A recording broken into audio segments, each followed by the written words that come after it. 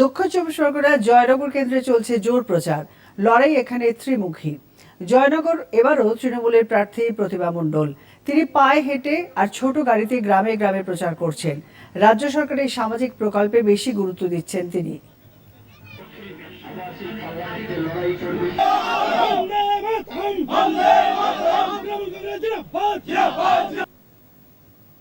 বিজেপির প্রার্থী হয়েছেন ডাক্তার অশোক কান্ডারি।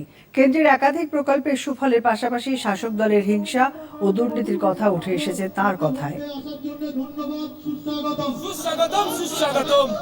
সুস্বাগতম ডাক্তার অশোক কান্ডারি মহোদয়কে, ডাক্তার অশোক কান্ডারি মহোদয়কে সুস্বাগতম সুস্বাগতম। এই কেন্দ্রে লড়াই করছেন বামফ্রন্ট শরিক আরএসপির প্রার্থী সমরেন্দ্রনাথ মণ্ডল।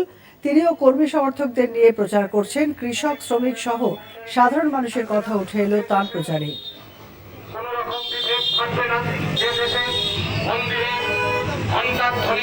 তাদের দুয়ারে দুয়ারে হাজির হয়েছেন পরিচিত হওয়ার জন্য আপনাদের আশীর্বাদ গ্রহণে।